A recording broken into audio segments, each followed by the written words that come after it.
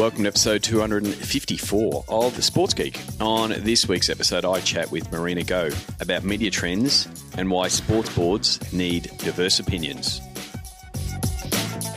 Welcome to Sports Geek, the podcast built for sports digital and sports business professionals. And now, here's your host who refers to wearing many hats but rarely wears actual hats, Sean Callanan. Thanks, DJ Joel. Yes, my name is Sean Callanan, and I actually am wearing a hat. I don't wear hats that often. I used to wear hats, but I'm actually wearing a Gravitas hat right now. My name is Sean Callanan. You can find this podcast at sportsgeekhq.com and at all channels such as Apple Podcasts, Google Podcasts, and the like. If you can, if you do like the podcast, please leave a review. I really do appreciate it. Or even better, share it with your friends. You can contact me the old-fashioned way via email, sean@sportsgeekhq.com, or find me on social media at Sean Callanan or at SportsGeek. Before I get into my chat with Marina Go, who is the chair of Super Netball, and talk to her about media trends from her long career in the world of media as a journalist and a publisher, and then her foray into sports, working on sports boards, I just want to talk a little bit about the Patreon campaign. You can check out the Patreon campaign at sportsgeekhq.com/Patreon, Patreon. So after this run, after this drive, after this commute, please check that out and see how you potentially could support our efforts in the sports content and business content space across the podcast and the newsletter each week, or at least we try to each week produce this podcast, and then each week we also produce Sports Geek News. If you don't get that, go to sportsgeekhq.com/SGN. And yeah, the Patreon campaign is there to help pay for the costs of things like DJ Joel, James, my podcast editor. So if you want, you can go to sportsgeekhq.com/Patreon. There's a personal supporter option there at $4 a month, which is less than a cup of coffee. And then if you're a brand or a sponsor or a sports tech company that wants to reach the Sports Geek audience, there's options there as well to get a shout out and a mention and promotion, and have your logos and links in every single show note. So please check out the supporters in the show notes. This episode will be sportsgeekhq/254. You can pretty much put any number in after sportsgeekhq.com to get the show notes. Try it. Random selection. See what episode you find and what guest you find. And check it out. And please, check out the Sports Geek Patreon supporters. Now, here is my chat with Marina Go. She is the chair of Super Netball, of one of many particular things, and talk about someone that wears a lot of hats. Marina does. And we talk a little bit about her career in the world of media and analyse media trends, but then also look at sports from her view, which is from a board level. So enjoy my chat with Marina Go.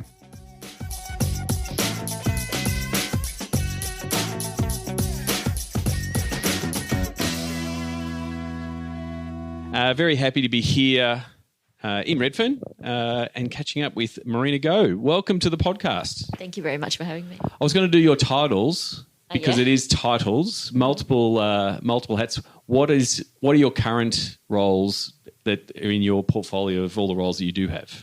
Well, I'll start with sport. So I chair the Suncorp Super Netball Commission. I'm also the chair of Ovarian Cancer Australia. I'm on the Walkley Foundation, a trustee. But then in my commercial boards, I'm on the boards of Energy Australia, 7-Eleven, Auto Sports Group and ProPac. I also chair the advisory board for the Centre for Media Transition at the University of Technology in Sydney. And I sit on the diversity and advisory board for PwC. So you can see, listeners, why I didn't read that out because I didn't want to miss any. But I wanted to, catch up with you. We were just... Before we got started, we were figuring out where we first crossed paths, and it was on the conference circuit, and one of your previous board positions was with West Tigers. That's right. So I wanted to sort of dive into a bit of your background and career, how you got into the world of sport, and then from looking at sport from a board point of view and your perspective. Yep. So you've got a strong media background. Mm-hmm. Where did you get your start, and how did you end up in the world of sport? Well, I had spent a lot of time, obviously, in media and in leadership roles in media. And I decided to do an MBA because I was promoted from being a journalist and an editor into running the business. And so I thought I'd better get some business experience. After I finished that, I registered with Women on Boards, and about 6 months later, Netball Australia came knocking. They were looking for somebody with media and marketing experience, and so obviously I ticked that box. So that was my first sports board, and I was on. So it was a governing body. I was on that board for 7 years, and stepped down at the end of 2013, early 14, and then I was approached by the NRL. And it was at a time when Dave Smith had come in as the CEO, and he'd come from a business background. And apparently, as so legend has it, he walked in and said, "Where are all the women?" And of course, there were none. So he went about ensuring that there was increased representation of women at all levels of the code, and so encouraged me to join a club board as a non-executive director. I had no idea that I would end up being the chair. But at the very first meeting, the directors voted me in as chair. So I literally went straight in the deep end. And I chaired the West Tigers board. I'd signed on to do it for actually 3 years, although the shareholders say to me 4. I stayed for 4.5 and stepped down earlier this year. And then was immediately approached by Netball Australia, who were setting up a new independent commission just to govern the league, which is the premier women's league of any sport in the country. And that for me was a wonderful opportunity to go back into, first of all, governing body land, which I actually prefer. But then also netball, which is a sport that I had spent so much time helping develop from a governing body perspective. So I have a bit of a long history actually in sports governance now, and I love it. So the first thing looking for that media and marketing experience, and I didn't want to brush over it, but you were running magazines, Dolly magazine, a teen girl magazine. Like, what kind of experience coming from that, the publishing side of the business? And then coming into the world of sport, what do you think? What were some of the, I guess, key skills that you brought to the space? First at netball, and then at Wests. I think the most important thing is to understand that sport's a business. So if you're actually on the board of a major sport, and of course netball and rugby league are 2 major sports in this country, then it's not a community board. It's not it's not your local sports club.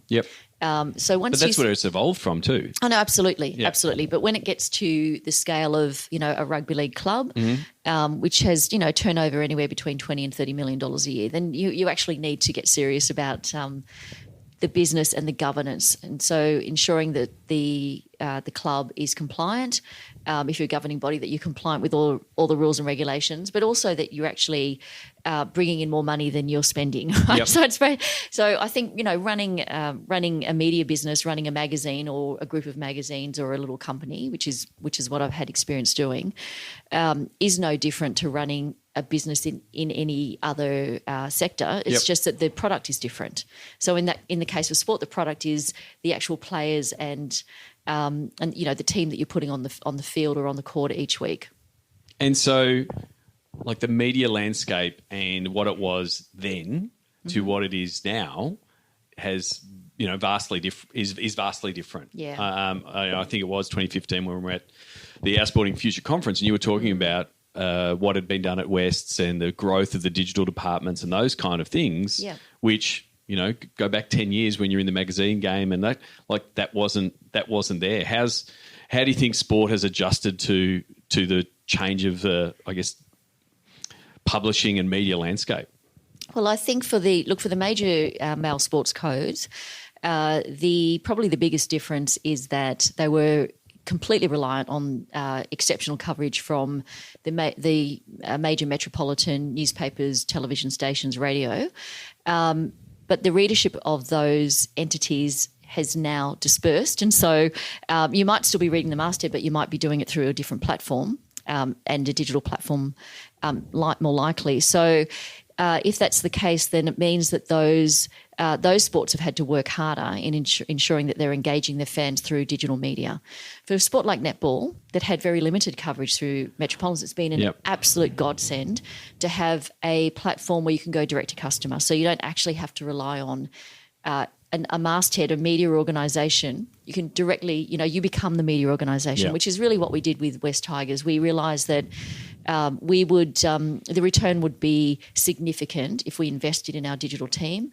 And there's a really brilliant digital team at West Tigers. It's not too large, but they're certainly very capable people. And we invested in a videographer and people, So what we've discovered is that obviously as we've driven more traffic through our own channels, we've been able to deliver back to sponsors in a way that we couldn't have if we had just relied on the Daily Telegraph covering it, for example. And Super Netball's a really good example because they've gone down a different path from a media rights model than has been in the past. The past has been, we're a sport, hello TV, please hand over a big bag of cash and you can broadcast our sport. And like you're saying, netball was fighting for space in that landscape. And so rather than following that traditional model, they've gone to this like side by side, collegiate sort of. It's a shared revenue model. So it means that we both have to work hard. So Nine and netball and Super Netball in particular, but not just because Netball Australia has the same arrangement for the Diamonds. But we all have to work really hard on driving the traffic, which I think that's a relationship that means it's an equal partnership relationship. Yep. Obviously we talk often about what each of us could be doing to improve the situation, but we had a good year this year. So, I think working together with your broadcaster instead of having expectations of them has been a good outcome for netball. What's your take? Like recently this week, the All Blacks have done a new deal with Sky in New Zealand, and the All Blacks being a massive brand in New Zealand market, but it also incorporated the All Blacks and New Zealand rugby getting 5% of Sky. What was your, like, with your media hat on and looking at it from a point of view, were you like, wow, that's an interesting model? Like, where do you think that kind of model goes? Well, again, I think that is I guess moving towards a partnership model. Yeah.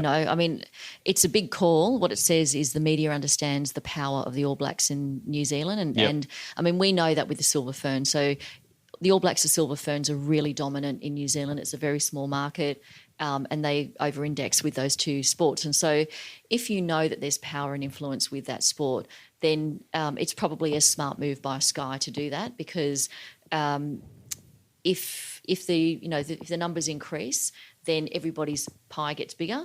And, of course, Rugby New Zealand will want the pie to get bigger. So they'll work really hard on ensuring that the eyeballs grow for Sky. And so I think that looks like a really interesting model that could be beneficial to both. Yeah, definitely. And it's more than partnership. Like there's there's skin in the game. Skin in the game, exactly. So it's going to be interesting to see how, if it's a model that other leagues look at or... everyone will be watching it very closely. Yeah. The All Blacks are a unique beast in the sports sphere, so it is one to watch.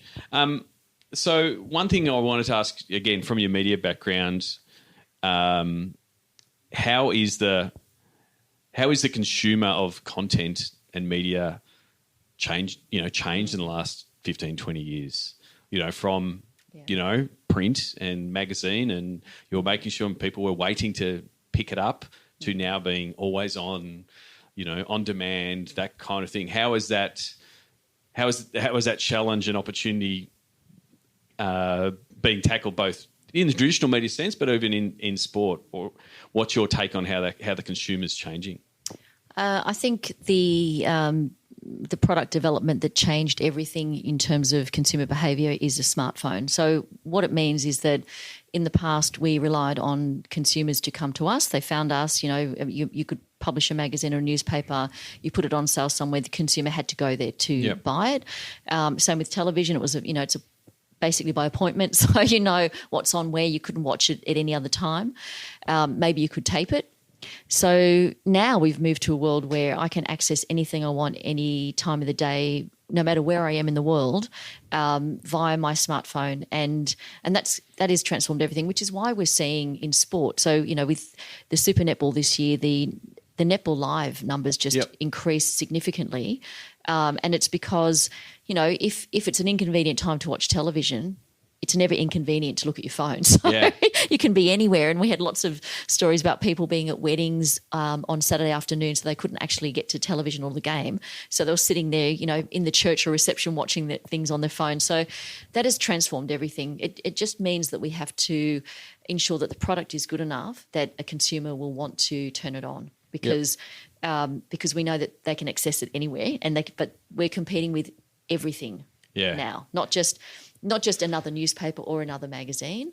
I think when you're looking at competitive products, and which Bauer and Pacific are about to go through that, it'll no longer be a conversation about is Women's Day a new idea and competition, because that's not their only competition. And so I think that's been the real game changer for media and for consumers. And to me, it's also just the myths being busted. Like talking about Netball Live, like as little as 3 years ago, people were saying, people aren't going to watch a game of sport on their phone. And like, well, yes, they are. Like we were so wedded to the big screen TV. We all got bigger screen TVs. And it's like, yes, but the convenience. And now it's becoming the first port of call. I was actually talking to a grade 1 teacher who was doing stuff with some kids on a PC, and they couldn't figure out how to use the mouse and the keyboard and they went, these keys are like my iPad. Like their first port of call, their first device, and their go-to device is the phone and the swipe and the pinch and all of that kind of stuff. So they just expect to be able to go, I just click here and it's on. Not, And look, I think the interesting thing too, which I think nobody anticipated, certainly from the media's point of view, that everybody knew that the next generation, so Gen Y, Z, whatever is after that, that reaching them any other way except via the smartphone would be difficult. But if you speak to parents now, so my parents are in their 70s, and my dad rings me and he'll say, I just watched the netball. We were at something, but he watched it on his phone.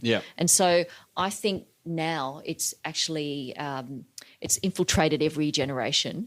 And look, there may be a few that still hold out and don't like it, and eyesight can be a part of that. But it is much more widespread. The uptake is enormous, and we're seeing enormous gains from one year to the next just in that particular medium. And we are seeing, I guess, the lawyers and the media rights negotiators catching up to that. That's right. So we previously had rights deals where 12 inches were mentioned because that's how big the mobile tablet could be, and you couldn't stream it. But now customer demand, either via the products they've got, whether it's Netflix and Stan, they go, I hit the button, I hit this button, and then I hit that button, it's on my big screen. They're expecting the same in the sports space, which is going to change what the media rights deals look like. We're seeing more of them bundled together. So the TV operators are saying, well, we want the digital piece, we want the mobile piece. It is changing the way the whole negotiations are happening.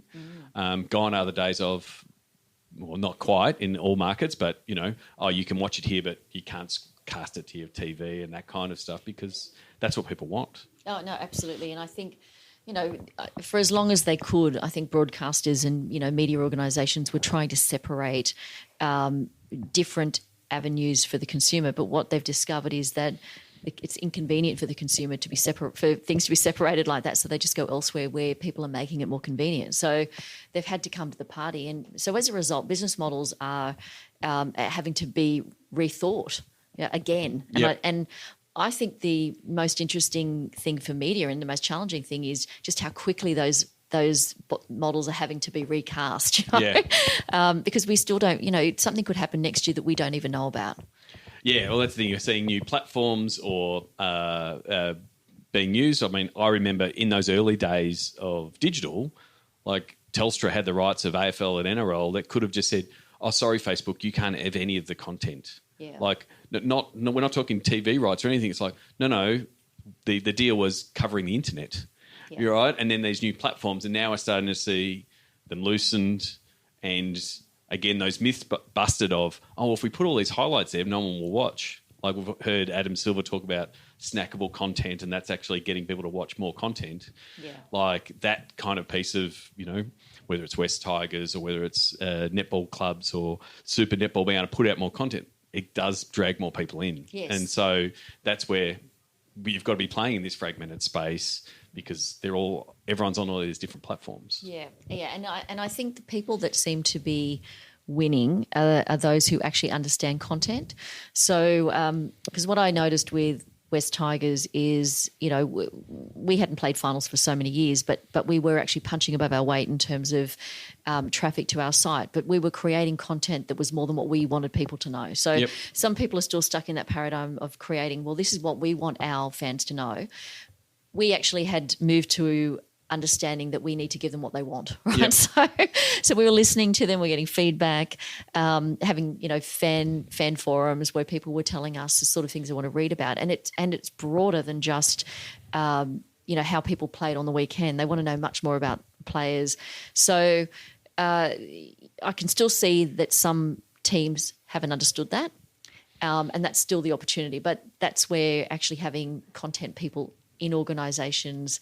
And not just sport, but this goes for business too. Wherever you're publishing content about your organisation, if you don't understand what content does for the people that you want to attract, then you're not going to get it right. So, that's the opportunity. Oh, definitely. I mean, like just the advantage of actually listening. Like there's some platforms that people over-index on, like Twitter for one. There's a lot of chatter and people listen a lot more closely. But then they'll put something up on Facebook and just let the comments run free. And it's like, well, why are we doing all this engagement, replying and thanking and retweeting on Twitter when there's just as much good conversation and good feedback on what it is? Yeah. And managing that, taking that feedback, how do you do that loop to come back to them? Because it is a tough balance of listening to them because some of them are just the loud people too. Yeah. Right? And so I think having that purpose around what your content is trying to get out of your fans from an engagement point of view, because it is easy to tick the box. Oh, we've got to do this piece of content. We know those fans love it, but it's like, are we doing it for a different segment of fans and those kind of things? I did want to talk about, as fitting that we're here at the Walkley Foundation, which is all about journalism. It's gone through a massive change over the past 15 years with this advent of digital. How tough is it to be, a journalist these days when anybody can open up a Twitter account, start saying something rightly or wrongly, and trying to keep, and with the pressure of being first and fast? Like, what's the challenge for a sports journalist or any journalist for that matter in this day and age? It's interesting. I think we've been through a cycle where maybe about 5 years ago, I think there was a real anxiety about needing to be first. And so people were suddenly I noticed that journalists who were paid by mastheads who were obviously wanting traffic driven to the masthead were actually leaking things via Twitter. Yep. And I thought, well, that's not going to be great. People aren't going to be happy with that.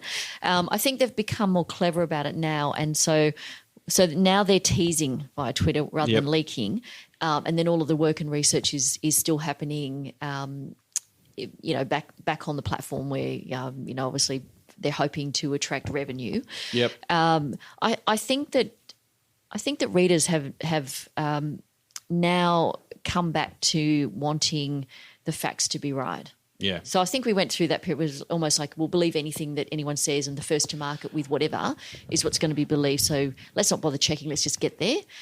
I think that bit a few media organisations on the bum, to be honest. And we've had a big trust issue, right? Trust went really fell down, and it's something that we speak a lot about at the Walkleys. And trust in media, or trust anywhere. So every organisation, sport, business, it doesn't matter, but certainly media. What we've noticed in the past 12 months is that readers are again starting to trust major media organisations and recognised journalists, quality journalists, again, above some of the platforms, and also some of the people speaking on the platforms who are not qualified journalists, because we were really worried for a few years there that it was becoming very grey, and that the average person in the street couldn't tell the difference. We now believe that they can again, and in fact they're sick of all the rubbish that's been proven to be lies and factually incorrect. Yep. So I think it's come full circle, but it does make it difficult having the noise there. Yeah, but it has been a maturity thing because there was early on journalists were like, what are these platforms? Why should it be on there? Then they got on there, then they got caught up in the arguing with everybody, right? Yeah, and some of them still do. And it's like, you wouldn't be shouting at someone at a train station, but that's what it happens on social media, to the course correction of the media org saying, well, you're right, we don't want to leak the content here. We want the people to come back. That's our business model, right? That kind of thing. And so now it's a matter of, like, there has been this pushback to, yes, I still will have the algorithms show me things, but actually, if I want to know what the news is, I have to start making that daily activity to go to those sites or follow those journalists, because we don't know what the algorithms tweaked to send us. So there's a bit of, on the consumer side, we're more savvy at curating, but we're actually looking for the journalists to lead us into the right content, and earn some of it and follow that trust. Yeah, that's right. One of the things, you are an author. Yes. Which is one of the things in your book, 20 Success Strategies for Female Leaders, which is something that obviously you've been a big part of in the world of sport. What's some of your advice to aspiring female leaders? My advice that I give to women who are coming through is to look for opportunities, create opportunities. You can't wait for somebody to tap you on the shoulder because you're doing a great job. You actually have to find a way to differentiate yourself and get yourself noticed. And so, and then once you do take the opportunity, don't sit back and think, you know what, I'm not sure that I'm ready for that. Yep. Even if you're not ready, if you get the opportunity, you say yes, and then you'll work it out, because that is what everybody else does. Yep. That's what most of the guys do, which is why they've been successful. And so really backing yourself, getting in there and backing yourself, and knowing that, if you're given the opportunity, you're going to be successful, or you could certainly give it a red hot go. That's exactly what I've done in my career. And I feel that still a lot of the women that speak to me and ask me for advice will say, I don't feel comfortable about it. I think I'll wait for another couple of years. And then I say to them, but what if you're not offered the opportunity in a couple of years? You may miss the opportunity. So, backing yourself, I think, is the biggest piece of advice that I can give anybody. And then when you have someone like Dave Smith, the NRL, that pushes, diversity on boards and things like that, what's your conversation with them on saying, why you should be having more women on boards and diversity on boards? How do you help that? How do you help that conversation, but also actually make it happen? Yeah. Like, what's your advice to those people? Yeah. Well, first of all, diversity is just one of two factors. So there's diversity and there's inclusion. So just getting women around the board table or through the ranks isn't enough. They actually need to feel included and part of the culture, which is often where it falls over. Yep. And I see it all. I saw a lot in rugby league. And the reason that matters is sometimes if women are excluded from the conversation but they're sitting around the board table, then that's a reason for someone to say, oh, well, she's not really contributing, it hasn't worked out, so why would we want another one of them? Yep. So what I tried to do while I was in rugby league is try and get to know all the women on all the other boards, even though they were competing clubs, but certainly in terms of making sure that I could give them some advice about, what questions to ask, how to speak up, how to make sure that they were included. But I guess what I used to say to the NRL, and, Dave was great because he really believed in it, is it's your responsibility. If the reason that it matters for your sport is that you have a stated objective of wanting to increase the fan base for women, for rugby league. And so therefore you need to actually understand what that means. You need to know what it is that will make them more interested in rugby league, what will make them spend their money, attend games, watch games. And so you can't assume as a guy that you know what that is. So you actually need to have women around you who might know that. But also just diverse views. We all come to the table with different life experiences. So even the guys around the board table could be more diverse. So they should have different life experiences. A lot of them have the same life experiences. At least, having different ideas coming with – no innovation happens otherwise. Yeah.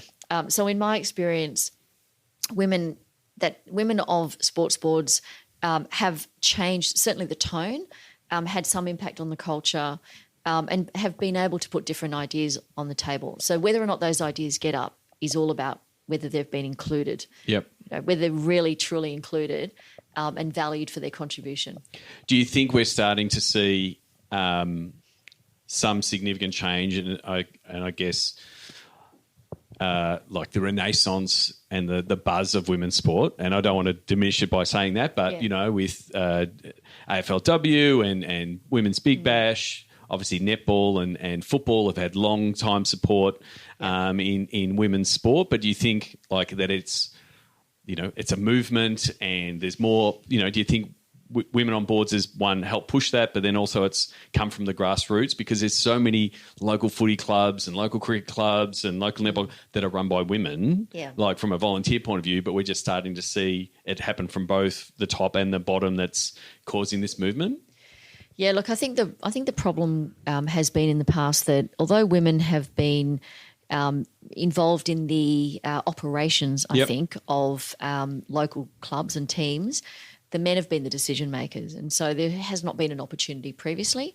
I think the wave of interest in women's sport has helped every sport. So I think that's the wonderful thing, and I've been involved in roundtable discussions with leaders of other sports that have, there could be male codes that have a female arm or female sports, and we talk about how we work together to increase the pie for women's sports and how we support each other.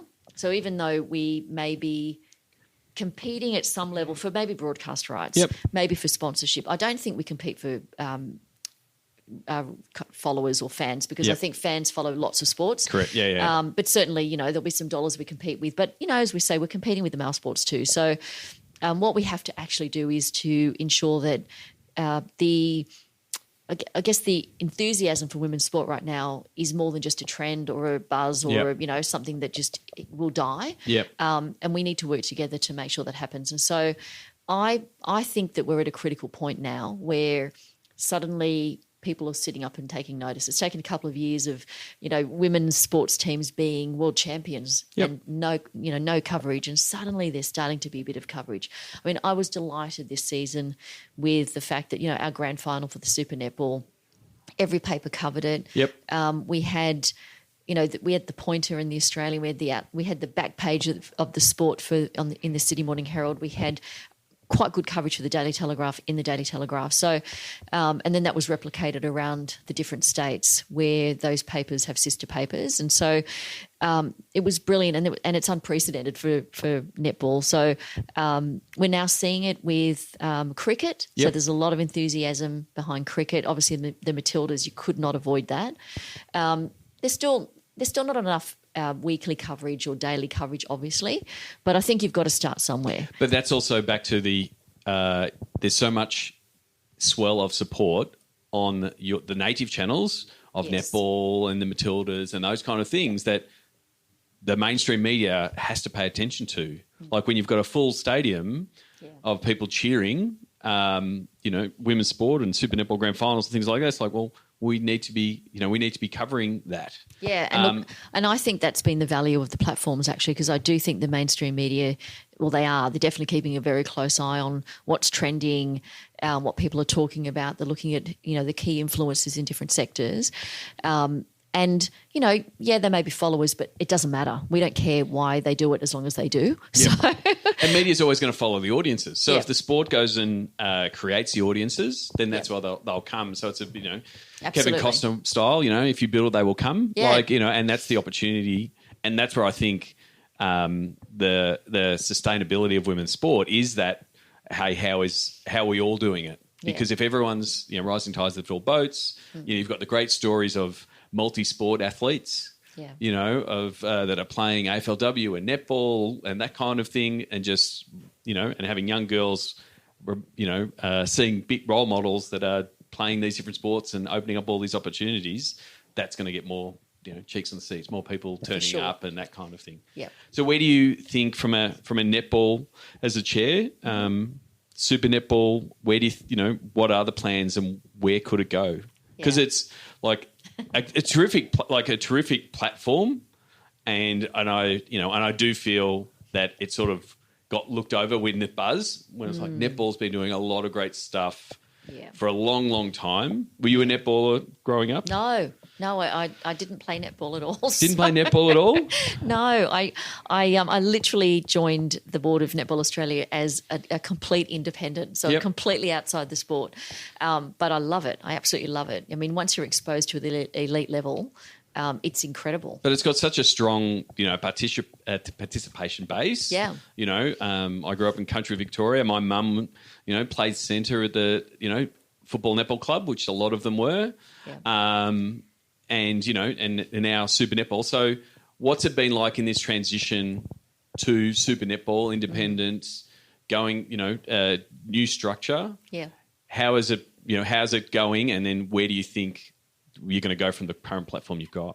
Yeah, so it's going well. I mean, we, the new commission came together partway through the season, so we were not responsible, obviously, for the season. They're very proud of it. So the Super Netball is now 3 years old, and the commission met about a month ago and started planning for the next broadcast rights agreement, and then the next 5-year cycle for our competition, and so I think one of the things that's quite obvious is that we need more content, and so what form does that take? Because we've only got 8 teams in the competition, which was a great way for the competition to start. It's building sustainability. I think the most important thing for us is that we have good club health, and so we know that in the early stages of a competition. Although, we do fund quite a chunk of it through Netball Australia for each team. There's some gaps in funding, and it's difficult in the early years for clubs to actually attract the sponsors at the level that they need. It's expensive to put, on game day just to open a venue, for example. So that matters to us first. We've got to make sure that we can help the clubs bridge the gap. Yep. And then in so doing, we have to grow the pie, which means we've got to grow the commercial pie. Yep. So we're looking at how we can work with the broadcasters, sponsors, through more content, because that's actually what everybody's looking for, to try and grow this sport in the next couple of years.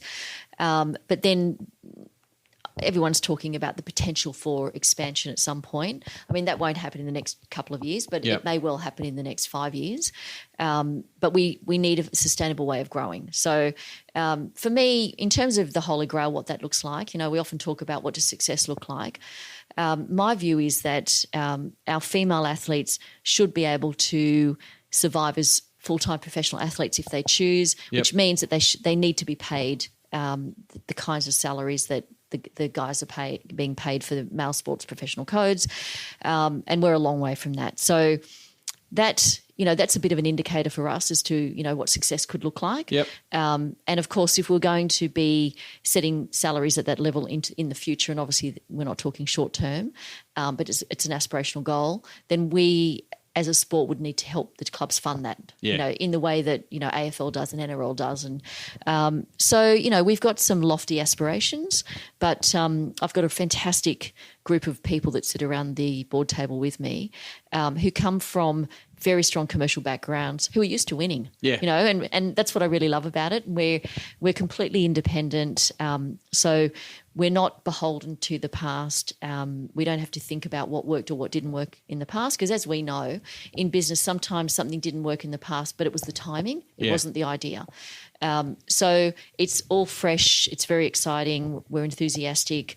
And regardless of what we do in the short term, next year's going to be better than this year. So even though this year was great. So. Yeah, and that's the thing. But you've got a really strong platform, and, we talked about the diversity, the fragmentation of media, but it offers all these opportunities. Yeah. And so netball's in a position where you can be agile to take advantage of new and up-and-coming platforms, leveraging your players in a different manner than other leagues do. Yeah. Those kind of things that, give you that that hockey stick Yes. uptake, up and to the right is what you want all the graphs to be doing. Yeah. That kind of thing. So I want to thank you very much for your time. I want to finish with the closing 5. Uh-huh.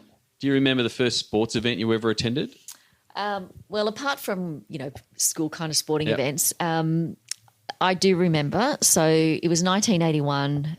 I was 15 or 16, so year 10, and I attended a football match, a rugby league match at Parramatta Stadium, I think it was called then. Yep. Parramatta versus Manly, which was the old rivalry. Yep. And I was a Parramatta Eels fan, and my best friend at the time was a mad Manly fan because she was in love with Steve Martin. Okay. All these rugby league names from the past. It was probably my first introduction to rugby league.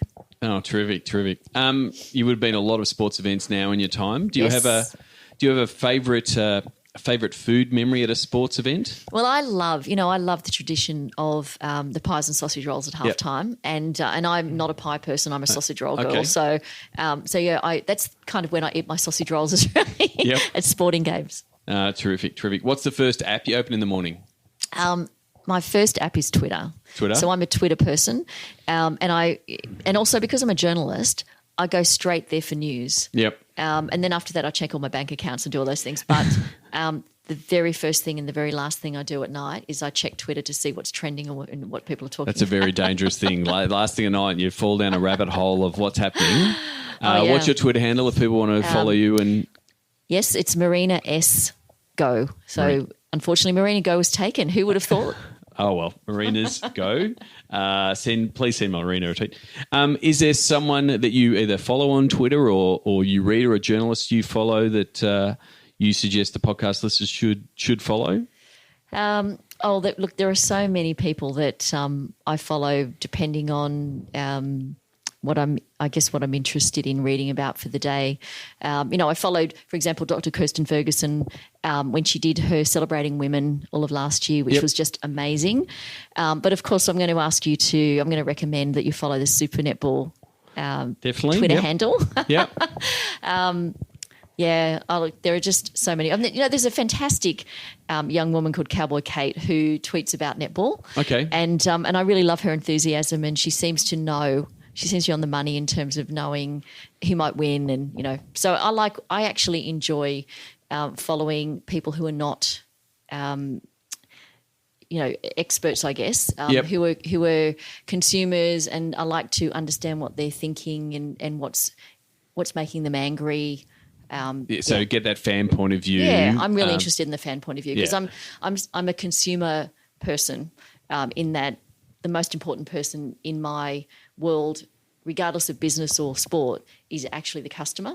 Yeah. Yeah. So, no, completely. Because Yeah. if you're just like reading the trends and what the pundits are saying about things and things like that, and you're never actually sitting in the stands and finding out what the fan thought of the match or the broadcast or how it was covered, then it's. And you don't get that type of insight at a board level, like you can be very disconnected very quickly. absolutely. Well, you may have spoiled it, but which platform is your MVP? So I'm a mad Twitter person. Yep. I think I joined it the day that it arrived in Australia, and it's because I'm a former journalist. Yep. And I think it's a platform where a lot of journalists speak to each other. But certainly from a news point of view, it's the fastest way to find out what people are talking about, and certainly what's in the news. It is, yeah. Like I think that's where it does work with sport. It's Twitter is where live happens. Has been their tagline for a long time, and it does happen with sport. But when there's something live news, whether it's a big announcement or some event, it's like, okay, I can dive in and see what my followers are saying, but then go wider. Yeah. And that's where it is. Like I said, I think it was, some journalists just went in and went, this is, direct line to what the public are saying. But it was funny how some were skeptical of going in, but it is just now like the news platform. Yeah. And it's just, for mine, it's just like, it's going to be interesting see where Twitter goes to actually be, they're still trying to figure out the sustainability of the product. Yeah, that's like right. It's a great utility, exactly. but we're not really paying for it a lot. No. With our data or anything like that. So it's going to be interesting to see if it, sustainable, because I don't want it to go away. It's a really useful utility. So hopefully Jack can figure that out. I hope so. So other than people sending you a tweet, Marina's Go. Where else can people find you on the internet or tell you that they'll listen to the podcast? Well, I'm on a lot of platforms, but virtually everything else for me is private. And I had to make Facebook and Instagram, for example, private because once you become the chair of West Tigers, you don't want your family photos being taken and used somewhere else. So I try and keep my private things private. So it's apart from my email address, that's probably you don't give the that only. Out, I mean, it's pretty common. Like I think whether Twitter's it's Twitter the most and, common. LinkedIn is that kind of thing. Yeah, I'm on LinkedIn. Yeah, LinkedIn is where people connect and that kind of thing. But it is a common thing, and have advised a few CEOs in that sort of space, and even players like early on, like having open Facebooks. I'm like, you can have all the privacy, no worries in the world, but you're actually protecting your family. And that's you have to do that when you're in a public position. So completely understandable. Thank you very much for your time today. Thank you. New workshops on audience, content, distribution, valuation, and pitch following Sports Geek's Digital to Dollars process. Go to digitaltodollars.com. Thanks again to Marina. Be sure to connect with her on LinkedIn. There will be links in the show notes if you go to sportsgeekhq.com/254. And as she said, she's still a journalist at heart, and Twitter is her platform of choice. So send her a tweet. Tell her that you listened to this episode. Marina S. Go. Marina's Go is what her Twitter handle is. I'd love to see some of that chatter backwards and forwards. With your feedback, what do you think of the media trends and the latest rights deals? And also, what's your opinion on sports boards? What can sports do to better serve the full market and get some diverse opinions on boards? Really enjoyed the chat. I'm glad we finally got to organise Marina, so thank you very much. Before I wrap up, I just want to talk a little bit about the digital to dollars process and sort of how it's being transformed and by clients and how they're requesting it. By and large, if you listen to the podcast, you'd know it's got these 5 pillars of knowing your audience, knowing your content, knowing your distribution, knowing your value, and knowing your pitch. And the whole goal of digital to dollars is to drive more revenue and drive more value out of what you're doing in the digital space. Now, that might be internal outcomes like increasing attendance, increasing database strength, selling more tickets, selling more merchandise, those kind of things. But primarily, it's also about how you can integrate and work with your partners and drive more revenue and activation money from your partners. So have happy sponsors around what you're trying to do with your digital assets and how they can connect with your fans. So one way it's actually being worked, we're about to do it in this format, is in a one-day workshop where we're really focusing on the first 3 pillars of know your audience, know your content, know your distribution, and effectively doing a review of those areas for the team to give the whole organisation an understanding of those 3 pieces. So how digital can affect the audience, how your data people and the audience that you do have needs to be flowing into your content planning and the planning on what you're doing on your distribution. So distribution is your social media and digital channels, including email. So we're going to do a deep dive workshop with them and an education piece to sort of set the foundation of what do you need to do, and then an outcome of that workshop is recommendations going forward of things that they want to be tackling in the season ahead or in the next 4 to 6 weeks, and then we can come back once they've solidified and have a greater understanding of what they can do in the space, that we can start looking at the value and the pitch proposition of what they're trying to do. So it's a really good space if you feel like we're really just not ready, we're under-resourced, we don't have the right people in place, but we want a greater understanding of the organisation to understand what digital can do. It's a really good starting point of what a digital transformation process might look like. So that's one of the ways that the process is flexible enough to work with different needs, but also different budgets. So if you're interested in that for your business, it can be in person or or online, please reach out, Sean at sportsgeekhq.com. Check out the digital dollars process at digitaldollars.com. I'd love your feedback. I'd love your take on how you think it could be applied to your business or your brand. So that is Digital Dollars. And before I wrap up, if you want to stay in touch with latest trends, be sure to know that we've got 2 newsletters that come out. sportsgeekhq.com SGN, which is Sports Geek News, which is a wrap-up of all the news and articles that I read on a weekly basis. And I sort of sent out an email if you haven't checked it out, if you are subscribed, to sort of what that process looks like. And then we've also got SG Esports News, which is a bit more of a focus on the world of esports and gaming. You can check that out at sgesports.com. And I'd really appreciate it if you could support these efforts, such as this podcast and the newsletters I just mentioned, by checking out our Sports Geek Patreon campaign. Go to sportsgeekhq.com/Patreon, Patreon. I'd really appreciate your support. If you like this podcast, if you got to this part of the podcast, you've done well. You've done very well, and I thank you very much for listening.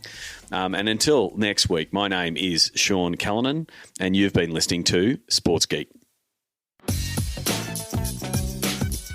Join Sports Geek Nation access to exclusive Slack and Facebook groups with regular Q&A sessions with Sean Callanan.